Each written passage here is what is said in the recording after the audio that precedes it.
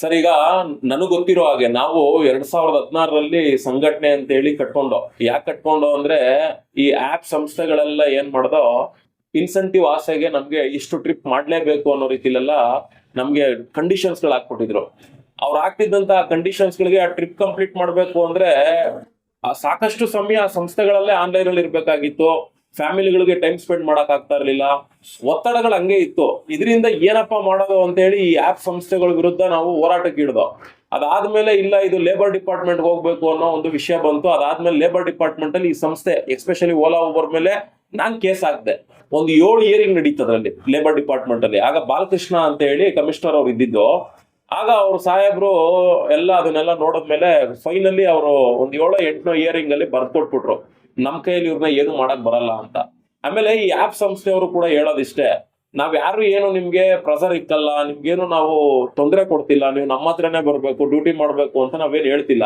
ಇಷ್ಟ ಇದ್ರೆ ಬರ್ತೀರಾ, ಕಷ್ಟ ಆದ್ರೆ ಹೋಗ್ತೀರಾ ಅನ್ನೋ ರೀತಿಯಲ್ಲಿ ಅವ್ರಗಳ ಮನಸ್ಥಿತಿ ಇರೋವಂಥದ್ದು.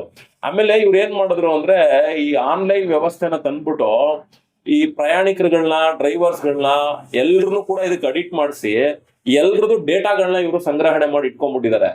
ಈ ಆನ್ಲೈನ್ ಆಪ್ ವ್ಯವಸ್ಥೆ ಮತ್ತೆ ಈ ಆಂಡ್ರಾಯ್ಡ್ ಮೊಬೈಲ್ಗಳು ಇವೆಲ್ಲ ಬಂದಾಗ ಏನಾಯ್ತು, ಜನಗಳಿಗೆ ಕೂತಿದ್ದ ಜಾಗದಲ್ಲಿ ವೆಹಿಕಲ್ಗಳು ಬರೋ ಅಂತ ರೀತಿ ವ್ಯವಸ್ಥೆ ಆಗೋಗ್ಬಿಡ್ತು. ಹಂಗಾಗಿ ಜನ ಇದಕ್ಕೆ ಜಾಸ್ತಿ ಮೊರೆ ಹೋಗ್ಬಿಟ್ರು. ಈ ಮೊರೆ ಹೋದ ಹಿನ್ನೆಲೆ ಏನಾಯ್ತು, ಇದೊಂದು ಅಗ್ರಿಗೇಟರ್ ಅನ್ನೋ ಒಂದು ವ್ಯವಸ್ಥೆ ರೂಪಿತ ಆಯ್ತು. ಆಗ 2016ರಲ್ಲಿ ಈ ಸಂಬಂಧ ಹೈಕೋರ್ಟ್ ಅಲ್ಲಿ ಕೇಸ್ ಆಯ್ತು.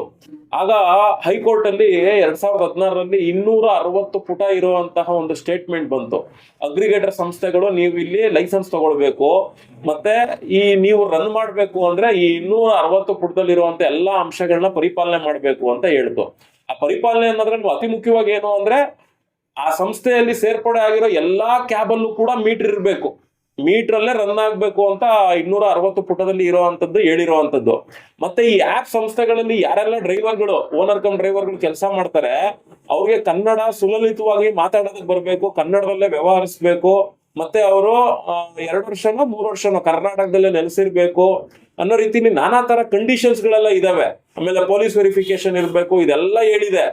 ಇದನ್ನೆಲ್ಲ ಯಾವಾಗ ಹೈಕೋರ್ಟ್ ಹೇಳಿ ನೀನು ಅಗ್ರಿಗೇಟರ್ ಲೈಸೆನ್ಸ್ ತಗೊಳ್ಬೇಕು ಅಂತ ಹೇಳ್ತು, ಆಗ RTO ದವರು ಇವ್ರ ಮೇಲೆ ಕಾರ್ಯಾಚರಣೆ ಮಾಡ್ತಾರೆ. ಆಗ ನಮ್ಮ ಸಂಘಟನೆಯಿಂದನೇ 100 ಗಾಡಿ ನಾವೇ ಊಬರ್ ಅವರು ಕೊಟ್ಟಿರ್ತೀವಿ. ಇದೇ ಬಿಳೇಕಳ್ಳಿ RTOದಲ್ಲಿ ಅಗ್ರಿಗೇಟರ್ ಲೈಸೆನ್ಸ್ಗೆ ಅಂತ ಹೇಳಿ 100 ಗಾಡಿಗೆ ಊಬರ್ ಅವ್ನು ಏನ್ ಮಾಡ್ತಾನೆ, ಮೀಟರ್ಗಳನ್ನೆಲ್ಲ ಹಾಕ್ಸಿ ಲೈಸೆನ್ಸ್ ಕೂಡ ತಗೊಳ್ಳೋದಕ್ಕೆ ಟ್ರೈ ಮಾಡ್ತಾರೆ. ಅದೇನ್ ತಗೊಂಡಿದಾರೋ ಇಲ್ವೋ ಗೊತ್ತಿಲ್ಲ, ಒಟ್ನಲ್ಲಿ ರಿನ್ಯೂವಲ್ ಆಗಿಲ್ಲ ಅಂತ ಇರ್ತಾರೆ, ಮೇ ಬಿ ತಗೊಂಡಿರ್ಬೋದು. ಆದ್ರೆ ಇಲ್ಲೇನಾಗಿದೆ ಅಂದ್ರೆ, ಅಗ್ರಿಗೇಟರ್ ಲೈಸೆನ್ಸ್ಗಳು ಯಾವುದೇ ರೀತಿಯ ನಮ್ಮ ಹೈಕೋರ್ಟ್ ವಿಧಿಸಿರೋ ಅಂತ ರೀತಿಲಿ ಏನೂ ಕಾನೂನು ಚೌಕಟ್ಟಲ್ಲಿ ಕೆಲಸ ಮಾಡ್ತಾ ಇಲ್ಲ. ಹಿಂಗಾಗಿ ಏನಾಯ್ತು, ಈ ಆಪ್ ಸಂಸ್ಥೆಗಳೆಲ್ಲ ಕಸ್ಟಮರ್ಗಳಿಗೆ, ಡ್ರೈವರ್ಗಳಿಗೆ ಚೆನ್ನಾಗಿ ಅಡಿಕ್ಟ್ ಮಾಡಿಸ್ಬಿಟ್ಟಿರೋದ್ರಿಂದ ಇಲ್ಲಿ ಮೀಟ್ರು ಅನ್ನೋದನ್ನ ಈ ಅಗ್ರಿಗೇಟರ್ ಸಂಸ್ಥೆಗಳು ಮರೆಸ್ಬಿಟ್ರು. ಅದು ಆಟೋಗೆ ಆಗ್ಲಿ ಕ್ಯಾಬ್ಗಳಿಗೆ ಆಗ್ಲಿ ಮರೆಸ್ಬಿಟ್ರು. ಇವತ್ತು ಕೂಡ ನೀವು ಹೋಗಿ ನೋಡಿ, ಕೆಂಪೇಗೌಡ ಇಂಟರ್ನ್ಯಾಷನಲ್ ಏರ್ಪೋರ್ಟ್ ಅಲ್ಲಿ KSGC ಅಂತ ಇರುತ್ತೆ, ಅವೆಲ್ಲ ಮೀಟರ್ ಅಲ್ಲೇ ರನ್ ಆಗೋದು. ಆ ವ್ಯವಸ್ಥೆನೇ ಇಲ್ಲೂ ಕೂಡ ಇರ್ಬೇಕಾಗಿತ್ತು. ಆಮೇಲೆ ನೋಡಿ, ಆಟೋಗಳು ಆಪ್ಗಳು ಬರೋದೇ ಇಲ್ಲ. ಅವ್ರ ಏನು ಅಂದ್ರೆ, ಈ ಅಗ್ರಿಗೇಟರ್ಗಳು ಬರೀ ಟ್ಯಾಕ್ಸಿಗಳನ್ನ ಮಾತ್ರ ಸರ್ವಿಸ್ ಕೊಡ್ಬೇಕು ಅನ್ನೋ ರೀತಿಲಿ ಇರೋದು. ಆದ್ರೆ ಇವ್ರೇನ್ ಮಾಡ್ತಾರೆ, ಟ್ಯಾಕ್ಸಿಗಳಿಗೆ ಆಟೋ ಡ್ರೈವರ್ಗಳು ತೊಂದರೆ ಕೊಡ್ತಿದ್ರು ಅನ್ನೋ ಒಂದು ವಿಷಯನ ತಗೊಂಡು, ಹೌದು ಆ ಟೈಮಲ್ಲಿ ತೊಂದರೆ ಕೊಡ್ತಾ ಇದ್ರು. ಆಗ ಈ ಆಟೋಗಳನ್ನೂ ಕೂಡ ಇದ್ರ ಒಳಗಡೆ ಇಂಪ್ಲಿಮೆಂಟ್ ಮಾಡ್ಕೊಂಡ್ರು. ನಾವು ಕೂಡ ಸಾಕಷ್ಟು ಬಾರಿ DC ಗಳಿಗೆ ಹೋಗಿ ದೂರ್ ಕೊಟ್ಟಿದೀವಿ, ನೋಡಿ ಆಟೋಗಳನ್ನ ಅಟ್ಯಾಚ್ ಮಾಡ್ಕೊಂಡಿದ್ದಾರೆ, ಅದ್ರ ಆಪ್ ಅಂಡರ್ ಅಲ್ಲಿ ಬರಲ್ಲ. ಆಮೇಲೆ ಆಟೋ ಡ್ರೈವರ್ಗಳು ಮೀಟರ್ಗಳನ್ನೇ ಆಗ್ತಾ ಇಲ್ಲ, ಎಲ್ಲ ಬರೀ ಅವ್ರ ಆಪ್ ಡಿವೈಸ್ ಅಲ್ಲಿ ಬರೋ ದುಡ್ಡುಗಳನ್ನ ತಗೊಳ್ತಾ ಇದಾರೆ ಅನ್ನೋ ರೀತಿಲೆಲ್ಲ ಹೋಗಿ ದೂರ್ ಕೊಟ್ಟು, ಅದ್ರ ಏನು ಯೂಸ್ ಆಗ್ಲಿಲ್ಲ, ತಲೆನೂ ಯಾರು ಕೆಡಿಸ್ಕೊಳ್ಳಿಲ್ಲ. ಅದಾದ್ಮೇಲೆ ಏನಾಯ್ತು, ಆಟೋ ಡ್ರೈವರ್ಗಳು ಆಟೋ ತಗಂತಾರೆ, ಮೀಟರ್ನ ದೃಷ್ಟಿ ಗೊಂಬೆ ತರ ಅಲ್ಲೇನ್ ಇಕ್ಬೇಕು ಆ ಜಾಗದಲ್ಲಿ ಇಕ್ಬಿಟ್ಟು ಸುಮ್ನೆ ಆಗ್ಬಿಡ್ತಿದ್ರು. ಆಮೇಲೆ ಏನೇ ಸರ್ಕಾರದಿಂದ ನೀನು 2 ಕಿಲೋಮೀಟರ್ಗೆ ಇಷ್ಟು ತಗೋ, ಎಕ್ಸ್ಟ್ರಾ ಕಿಲೋಮೀಟರ್ಗೆ ಇಷ್ಟು ತಗೋ ಅಂತ ಆದೇಶಗಳು ಕೊಟ್ರು ಕೂಡ ಯಾರು ಹೋಗಿ ಆಟೋ ಡ್ರೈವರ್ಗಳು ಮೀಟರ್ಗಳನ್ನ ರಿನ್ಯೂವಲ್ ಮಾಡಿಸ್ಕೊಂತಿರ್ಲಿಲ್ಲ. ಅದನ್ನ ಹೋಗಿ ಮೌಲ್ಯಮಾಪನ ಇಲಾಖೆಯಲ್ಲಿ ಆ ಸರ್ಟಿಫಿಕೇಟ್ಗಳನ್ನ ರಿನ್ಯೂವಲ್ ಮಾಡಿಸ್ಕೊಂತಿರಲಿಲ್ಲ. ಕಾರಣ ಏನು ಅಂದ್ರೆ, ಈ ಓಲಾ ಊಬರ್ ರ್ಯಾಪಿಡೋ ನಮ್ಮ ಯಾತ್ರೆ ಐತೆ ಬಿಡು ಅನ್ನೋ ರೀತಿಲಿ ಇದ್ಬಿಟ್ಟಿದ್ರು. ಇದು ಎಗ್ಗು ಸಿಗ್ಗಿಲ್ದಂಗ್ ನಡೀತಾ ಇತ್ತು.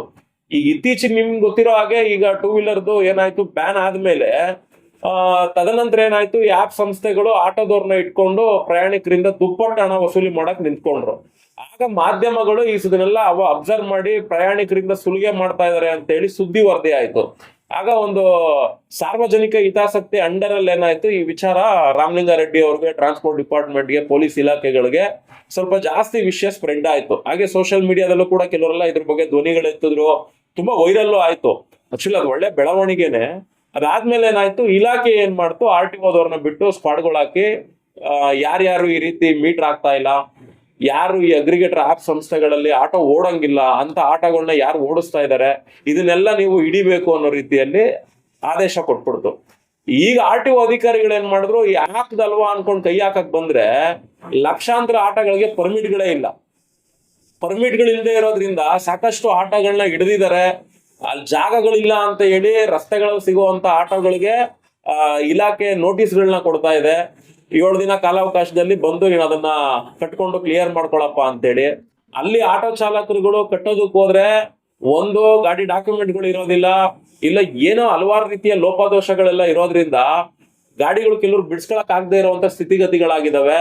ಮತ್ತೆ ಕೆಲವರು ಮೀಟರ್ ಪಾಸಿಂಗ್ ಮಾಡಿಸ್ಕೊಂಡ್ಬಿಡೋಣ ಇರಪ್ಪ ಅಂತೇಳಿ ಇವಾಗ ಮೂಲಲ್ಲಿರೋ ಮೀಟರ್ಗಳನ್ನೆಲ್ಲ ರೆಡಿ ಮಾಡಿಸ್ಕೊಂಡು ಮೀಟರ್ ಪಾಸಿಂಗ್ ಗಳಿಗೆ ಹೋಗ್ತಾ ಇದ್ದಾರೆ. ಯಾರ್ಯಾರು ಪರ್ಮಿಟ್ಗಳಿಲ್ಲ ಪರ್ಮಿಟ್ಗಳನ್ನ ತಗೊಳ್ಳೋದ್ ಕಡೆ ಓಡಾಡ್ತಾ ಇದ್ದಾರೆ. ಈ ರೀತಿಯ ಬದಲಾವಣೆಗಳು ಆಗಿದಾವೆ. ಹಂಗಾಗಿ ಈ ಮೀಟರ್ ಅನ್ನೋ ವಿಚಾರ ಏನು ಅಂದ್ರೆ, ಅದು ಆಟೋನೇ ಆಗ್ಲಿ ಕ್ಯಾಬೇ ಆಗ್ಲಿ, ಈಗ ಆನ್ಲೈನ್ ಎಲ್ಲ ಆಪ್ ಮೊರೆ ಹೋಗಿರೋದ್ರಿಂದ ಯಾರು ಕೈ ಬಾಡಿಗೆಗಳಿಗೆ ಬರಲ್ಲ. ಅದು ನಮಗೂ ಚೆನ್ನಾಗಿ ಗೊತ್ತು. ಏನೋ ರಸ್ತೆಯಲ್ಲಿ ನೋಡಿದಾಗ ಆಯ್ತು ನಿಲ್ಸಪ್ಪ ಅಂದಾಗ ನಿಲ್ಲಿಸ್ಬೋದು. ಅದು ಕ್ಯಾಬ್ ಆದ್ರೂ ಸರಿ, ಆಟೋ ಆದ್ರೂ ಸರಿ. ಕಾಮನ್ 100ಗೆ 80% ಆಪ್ ಅಲ್ಲೇ ಬರೋದು. ಹಂಗಾಗಿ ಅವರು ಮಾಡ್ಲಿ, ಓಲಾ ಊಬರ್ ರ್ಯಾಪಿಡೋದವ್ರು ಮಾಡ್ಲಿ, ಆದ್ರೆ ಮೀಟರ್ ರನ್ ಆಗುವಂತ ರೀತಿಲಿ ಮಾಡ್ಲಿ, ಅದು ಆಟೋ ಆಗ್ಲಿ ಕ್ಯಾಬ್ ಆಗ್ಲಿ. ಆದ್ರೆ ಅವ್ರು ಯಾವ್ದೇ ಕಾರಣಕ್ಕೂ ಅವ್ರು ಮಾಡೋದಿಲ್ಲ. ಆ ಮಾಡಿಲ್ದೇ ಇರೋದ್ರಿಂದ ಈಗ ಯಾವ್ದೋ ಹೊಸ ಒಂದು ಆಪ್ ಇದೆ, ನಗರ ಮೀಟರ್ ಅಂತ ಹೇಳಿ.